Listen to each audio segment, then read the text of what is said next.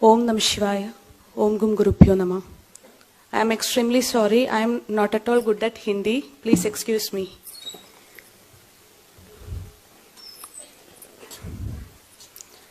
आदरणीय गुरुनाथ, मंच पर उपस्थित सभी मान्यवर और यहाँ उपस्थित सभी देवियों और सज्जनों, आप सभी को मेरा नमस्कार।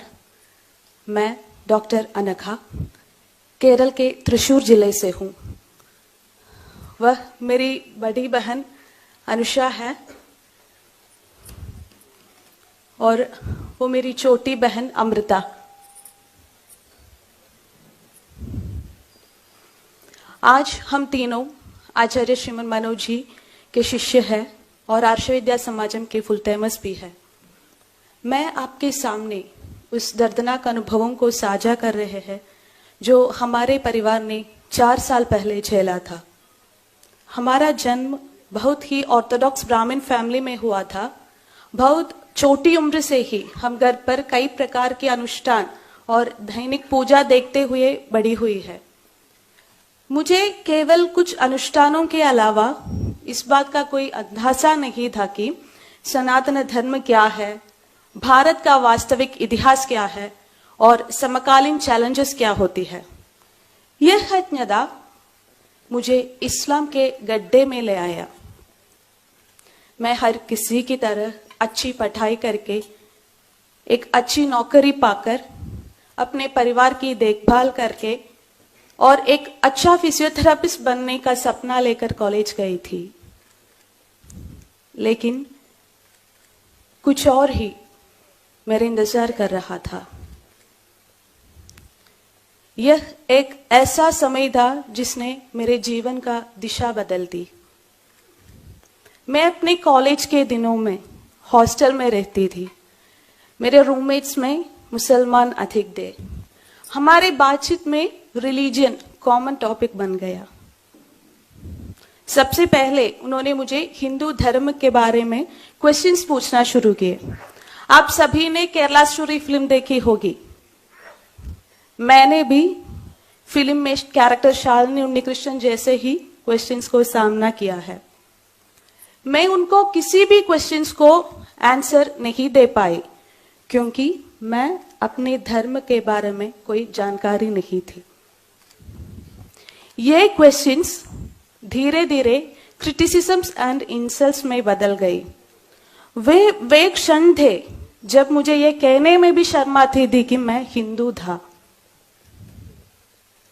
मेरे परिवार वालों को भी कोई क्वेश्चंस को सैटिस्फैक्टरी और क्लियर जवाब नहीं दे पाई। मुझे सिर्फ यही आंसर मिला था कि हम अपने पूर्वजों को बताने रास्ते पर चलते हैं बस। लेकिन मैं इस आंसर से खुश नहीं था। मैं इन सवालों का जवाब खोजने के लिए बहुत कोशिश की लेकिन सफल नहीं हुई। इसलिए जब मैं एक कंफ्यूज्ड स्टेट में थे, मेरे फ्रेंड्स ने मुझसे इस्लाम के बारे में बात करना शुरू किया। उन्होंने बताया कि इस्लाम दुनिया का सबसे अच्छा रिलीजन है।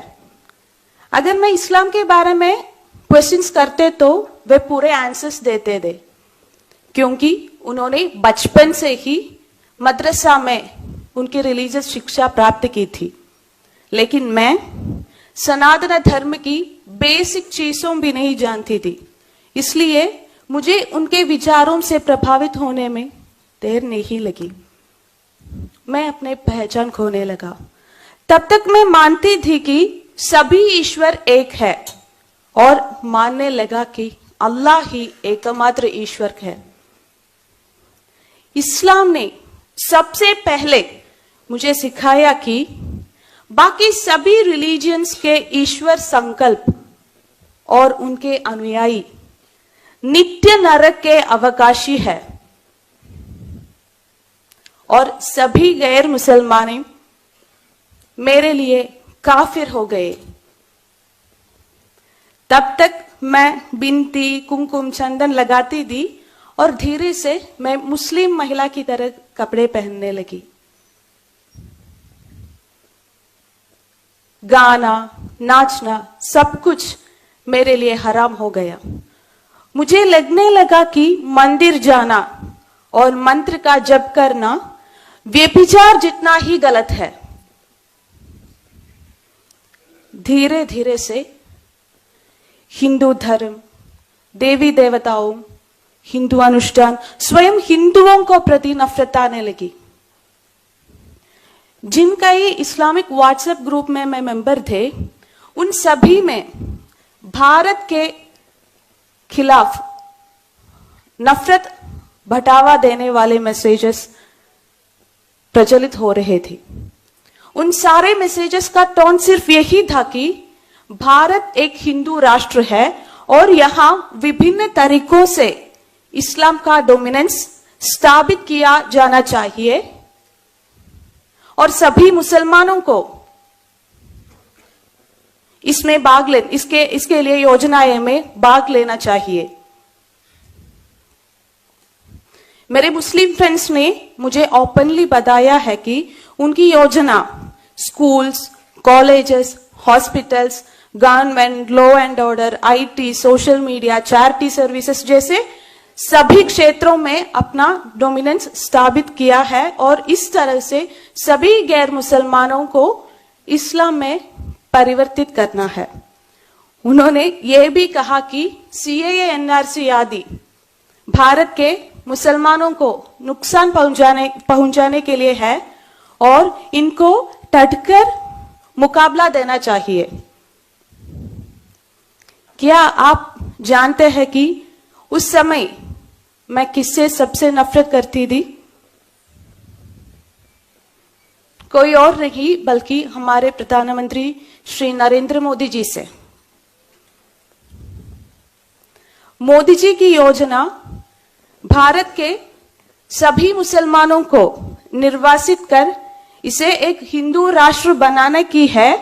इसलिए उन्होंने ये भी सुझाव दिया कि उन्हें जल्द से जल्द अपने मृत्यु के लिए प्रार्थना करनी चाहिए। और आपको पता है, मैं नमाज के बाद यही दुआ करती थी। मैं कितनी अधिक उसकी इस्लामिक भाषण सुनती रही, उतनी अधिक मैं भारत विरोधी बनी गई। सच तो यह है कि मैं एक भयानक मानसिक स्थिति में पहुंच गई थी कि अगर जरूरत पड़ने पर भारत के खिलाफ लड़ने से भी नहीं हिचकिचाती। क्या आप कल्पना कर सकते हैं मैं किस तरह की भयानक स्थिति में थी? किसी को इस्लाम में लाना इस्लाम में बड़ा पुण्य माना जाता है, इसलिए मैं अपनी पूरी फैमिली को कन्वर्ट करने की कोशिश की। सबसे पहले मैं अपनी छोटी बहन अमृता को कन्वर्ट करने की कोशिश की। मैं उसे पूरी तरह से कन्वर्ट करने में सफल नहीं हुई, लेकिन मेरी इस्लामी पढ़ाई आगे बढ़ रही थी। मेरे दोस्तों ने मुझे तफसीर, जो कुरान का व्याख्यान होता है, वो मुझे दिया और साकिर नायक, इमाम अकबर जैसे इस्लामिक प्रीचर्स का वीडियोस भेज दिए। उसे पढ़कर और सुनकर मैं इस्लामी विरोधी होती गई, हिंदू विरोधी होती गई। कॉलेज के बाद मुझे कोड़िकोड, केरल के कोड़िकोड में नौकरी मिल गई थी, जहां मुस्लिम डोमिनेटेड एरिया है। और वहां मेरे पेशेंट्स और उनके बाईस्टैंडर्स जो इस्लाम के प्रति मेरे झुकाव को समझते थे, उन्होंने मुझे हर तरह से सपोर्ट देना शुरू कर दिया। उन्होंने ये भी कहा